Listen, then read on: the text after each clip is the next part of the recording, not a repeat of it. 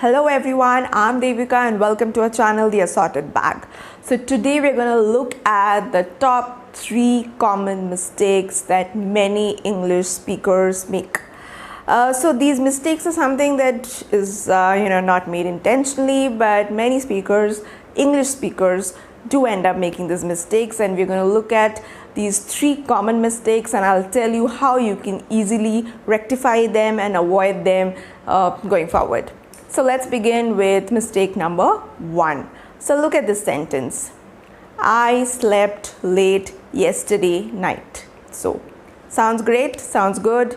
You understand what it means, but can you identify a mistake in the sentence? Yes, the last 2 words. Yesterday night. It's quite clear what the meaning is, that I slept previous night, I slept late. The meaning is clear, but you never say yesterday night. It is always supposed to be last night. So the correction to this mistake would be I slept late last night. Number 2.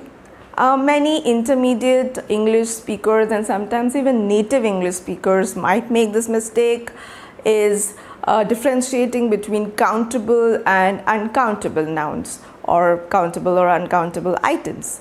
Now let's look at these phrases. I like book, I like toy.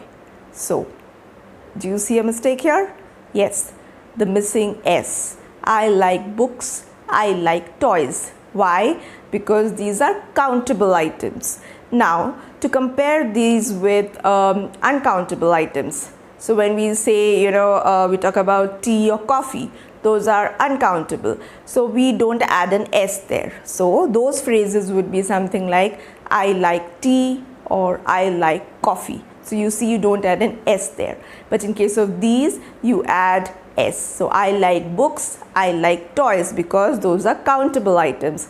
On the other hand, we don't add S to tea and coffee because those are uncountable items. The last mistake, number 3, is with respect to the use of for and since. Now we often get confused as to when we should use for and when we should use since. Now let's look at this particular sentence here. I have been living here since 3 years. Do you see any mistake here? I have been living here since 3 years. Well, the use of since is incorrect here.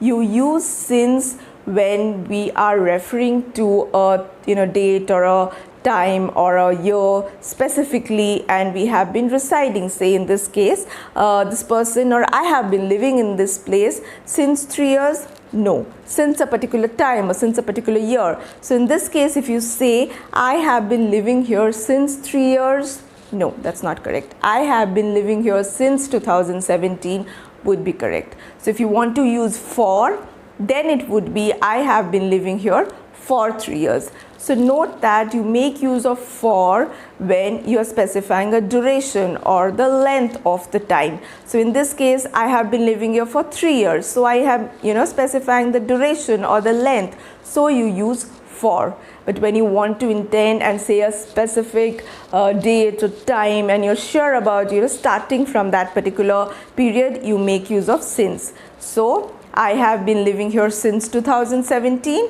or I have been living here for 3 years. So I hope now you're able to distinguish between when to use since and when to use for. So going forward, please do not make these simple mistakes, and I hope today's video was useful and avoid making these 3 mistakes in the coming days. I shall keep coming up with more such common mistakes and how you can easily rectify them to continue improving your English skills. So if you have liked today's video, don't forget to hit the like button, and do leave in the comment sections if you want more videos on similar kind of topics, or if you come up with any similar mistakes that you have observed other people make quite often. I would love to hear them. So do leave it in the comment section, and don't forget to subscribe, hit the bell icon for notifications, and I shall see you all soon with another video. Till then, thank you for watching. Take care and bye-bye.